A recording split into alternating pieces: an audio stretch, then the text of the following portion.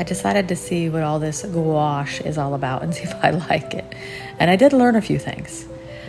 I do like to sketch before I paint. I should have done that this time, but I didn't, so it was a little more complicated.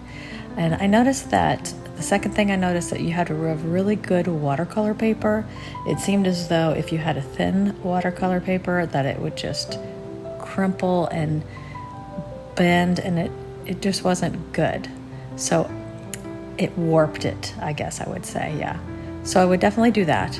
Also, the water control was a little more difficult for me than the acrylic. It's just that I think I'm just not used to it. If I have more time, I think I'll be fine. But yeah, putting too much water or not enough water, I found that sometimes I watered it down too much and the paint was too transparent and I couldn't get it on. But then if I did too much, it was too thick. So I'm still learning, but I do notice, the third thing I notice is I have to really learn how to layer it more carefully, and I need to practice that more. And then the other thing is blending colors was a little more complicated for me. I do think that the white is so much stronger than acrylic paint. So I think adding a darker color to the water, to the white, I think would be easier in mixing and blending.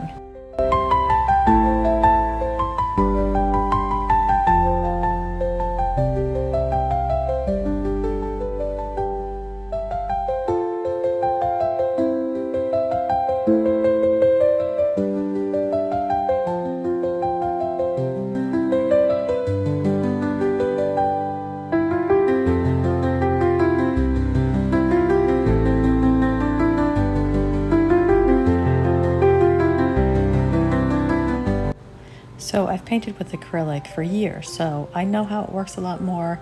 I've taken a lot of hours and time to figure out how to make it work. So I have 3 things I've learned that could help somebody else that is just learning, is to use painter's tape. Painter's tape is awesome. You can make straight lines, you can make an ocean horizon, you can make a fence, anything with straight lines you can use it for.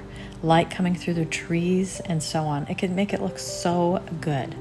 That's one thing I have really learned. Also, layering is I guess that would be the second one. Layering can be so good. It makes your painting look more real, more vibrant, and any mistakes you can just go right over. That's what I've really learned. It's really nice. And the third thing is to take your time. Don't be in a rush.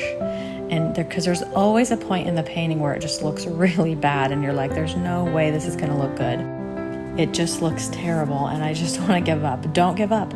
At that point where it looks bad, continue on and keep going. Always finish a painting. I guess that's the third thing I want to say is be patient with yourself and just finish the painting, because it will work out way better than you think. And if not, whatever, you can always throw it away. Just keep painting, keep going over layers, and all of a sudden you'll have something that looks real or looks more of what you're looking for. So anyway, I hope this helps. The 3 things I found that were similar between the gouache and acrylic is they both blend a certain way and they both dry quicker. So that part I was kind of used to, since it's such a fast drying paint, that I guess to me it was basically the same. And the other thing is that we can do the layers, which is nice. They can be applied in opaque layers to cover underlining colors. The gouache and the acrylic both support dry brush technique. I do use a lot of dry brush technique when I do things, just to make like a haze or a shadow. Shadows are really nice. Maybe like a little top cover color on the ocean. And I also use it, of course, for sunlight coming through and clouds. I use a lot of dry brushing for clouds, and I saw that they both supported this, although for me the acrylic was still easier just because I'm used to it.